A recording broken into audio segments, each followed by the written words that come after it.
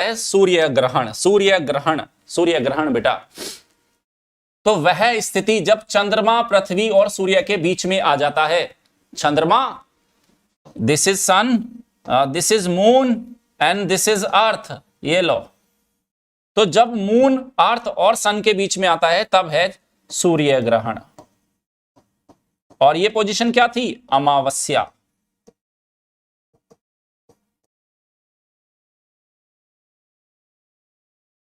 अब सुनो बेटा, अगर मैं कहता हूं सूर्य ग्रहण पूर्ण है, अगर मैं कहूं पूर्ण सूर्य ग्रहण है, तो वो अपोजी में होगा या पेरिजी में होगा? आप खुद ही बता दो। अगर मैंने कहा पूर्ण सूर्य ग्रहण, अगर मैंने कहा पूर्ण सूर्य ग्रहण, तो आपको क्या लगता है वो जो कंडीशन है वो पेरिजी में बनेगी या अपोजी में बनेगी?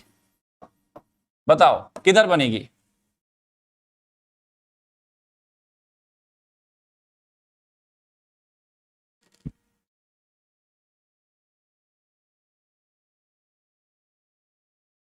आ रहा है समझ में? पेरिजी, कुछ लोगों की अपोजी में बन रही है, कोई बात नहीं बेटा, क्लास को शुरुआत से देख लेना, आपकी भी पेरिजी में बनने लगेगी।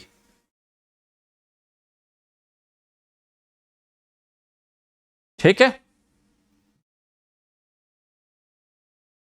Well done. तो अभी ये कह रहा है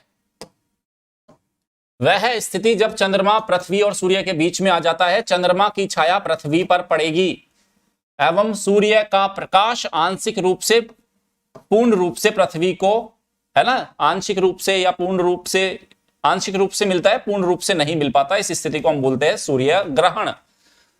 तो this is solar eclipse. Moon बीच में आ गया और अर्थ इधर है, सूर्य ग्रहण। ये डायग्राम बना लेना बेटा, अभी आपको समझ में आ रहा है? ये वाला जो पूरा शेडो वाला क्षेत्र है, दिस इज, ये पूर्ण शेडो वाला क्षेत्र ये अम्ब्रा होगा, और जो पार्शियल शेडो वाला होगा वो पेनम्ब्रा होगा। आ गई ना? कितना आसान था बेटा। जहां पूर्ण शेडो है, सूर्य मतलब इस ऑब्जेक्ट ने प्रकाश के स्रोत को पूर्णतः ढक लिया इस क्षेत्र के अंदर, तो दिस इज, यहां पे आपका होगा ये उम्ब्रा, पूर्ण आपका सूर्य ग्रहण है यहां पे इन क्षेत्रों में, और जहां पे थोड़ा थोड़ा है वहां पे पार्शियल दिख रहा है आपको, आंशिक सूर्य ग्रहण। ठीक, तो ये इस तरह से देख सकते हैं बेटा, ये आंशिक है, आंशिक है। कहीं पे ये डायमंड रिंग भी बन गया है ना, एक तरह से डायमंड रिंग बन गया, डायमंड रिंग। ये देखो ऐसे अंगूठी है ना, अंगूठी के टाइप में बन गया। ये पूर्ण सूर्य ग्रहण है, ठीक है। फिर ये ऐसे आंशिक वाला है। तो तीन तरह का है आपका सूर्य ग्रहण भी, पार्शियल होगा, एनुलर होगा और टोटल एक्लिप्स होगा। ये लो, ये आपका जो सूर्य ग्रहण है तीन तरह का बेटा, पार्शियल, आंशिक, एनुलर और टोटल। इसमें चारों तरफ आपको ये एक रिंग जैसा नजर आता है, रिंग जैसा नजर आता है, इधर कंप्लीट है। तो कहता है सूर्य ग्रहण सदैव, ये देखो सदैव अमावस्या को होगा, लेकिन हर अमावस्या के दिन नहीं होगा। ध्यान रखना बेटा, जब भी होगा अमावस के दिन होगा, लेकिन हर अमावस पे या अमावस्या पे नहीं होगा। सेम चंद्र ग्रहण कब होगा? पूर्णिमा पे, फुल मून पे, लेकिन हर फुल मून पे नहीं होगा। ये दोनों बात दिमाग में अच्छे से सेट करके लॉक लगा के बैठ जाना। ओके, तो सूर्य ग्रहण की अवधि में सूरज एक चमकती हुई अंगूठी के रूप में दिखाई पड़ता है, जिसे हम डायमंड रिंग भी बोलते हैं। तो बेसिकली बेटा ये हो कैसे रहा है, मैं आपको हल्का सा इंसाइट दे देता हूं, हल्का सा, ज्यादा गहराई में नहीं जाएंगे। बेसिकली क्या हो तो क्या रहा है बेटा, ये मून है ना, और ये आपकी अर्थ है, ये आपकी अर्थ है। इधर सन से लाइट आ रही है, ये सन से लाइट आ रही है। अब ये देखो, ये जो मून है इसका सरफेस इवन तो है नहीं। अरे भाई, मिस्त्री ने जाके बिल्कुल प्लेन थोड़ी ना कर दिया, इसमें कहीं अड्डे गड्ढे खड्डे पड़े हुए हैं, कहीं कहीं गड्ढे पड़े हुए हैं, ऐसे है ना, ऐसे।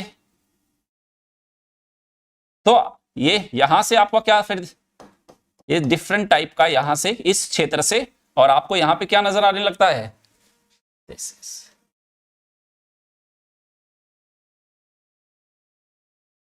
रिंग।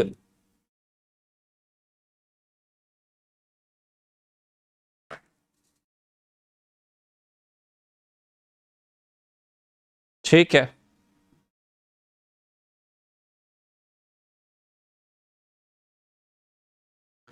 कोई डाउट?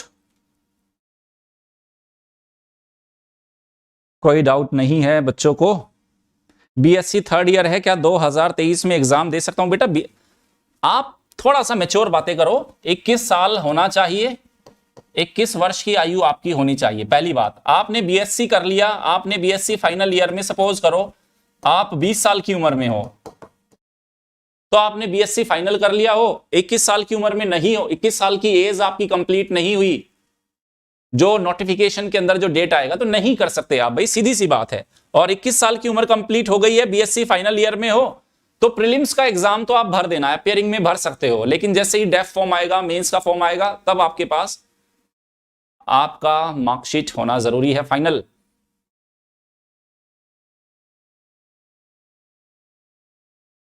अब ये बोला जाता है बेटा, जब ये सूर्य ग्रहण इस तरह से आपको ये दिखता है ना, इसको नग्न आंखों से नहीं देखना चाहिए, नग्न आंखों से आपको नहीं देखना चाहिए, नग्न आंखों से नहीं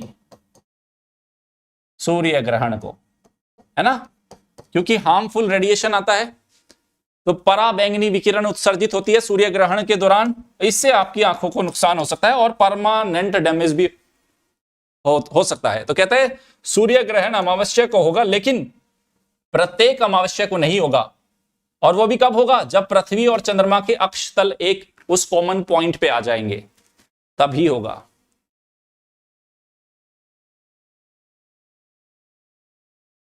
आई पर इफेक्ट होता है, यस। तो अब कहता है, जब एक और पोजीशन देखो बेटा, पोजीशन आपने उम्ब्रा, पेनुम्ब्रा, एंटुम्ब्रा देख लिया। अब कहता है जब पृथ्वी, सूर्य और चंद्रमा तीनों एक सीध में है, this is sun, this is moon and this is earth, और ये तीनों के तीनों एक सीध में है, तब इस स्थिति को हम बोलते हैं युति व्युति, सेजगी युति। ये पोजीशन है बेटा, ये पोजीशन सन, अर्थ और मून की पोजीशन की बात कर रहे हैं, पोजीशन स्थिति की बात कर रहे हैं हम। अब कहता है जब सूर्य ग्रहण की स्थिति, तो आप मुझे बताओ जो ये पोजीशन है जो मैंने आपको दिखाई है, ये पोजीशन सूर्य ग्रहण की है या चंद्र ग्रहण की? कौन बच्चा बताएगा? ये सूर्य ग्रहण है या ये चंद्र ग्रहण है? जवाब दो मुझे, क्या है ये? आपको क्या लगता है, ये सन है, ये मून है, ये अर्थ है, तो इधर सूर्य ग्रहण होगा या चंद्र ग्रहण होगा?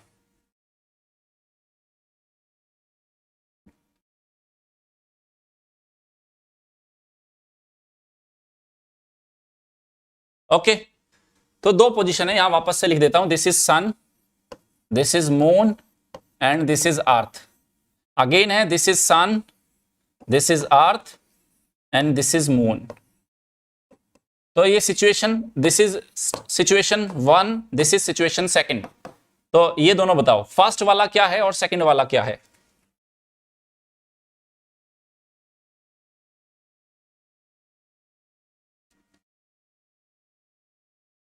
अच्छा, बच्चे कह रहे हैं कि सर ये वाला आपका चंद्र ग्रहण बता रहे हैं,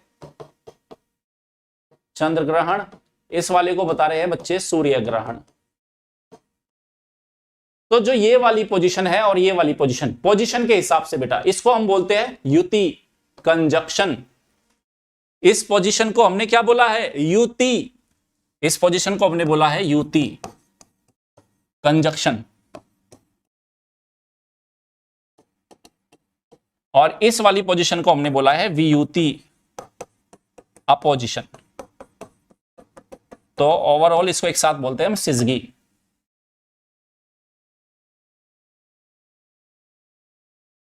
याद रहेगा बेटा, ये युति वियुति पूछ ले आपसे क्या होता है, ये पूछा जा सकता है आपसे, इंपॉर्टेंट है, इंपॉर्टेंट लिख लेना इसको, यूपीएससी के हिसाब से पूछ ले आपसे।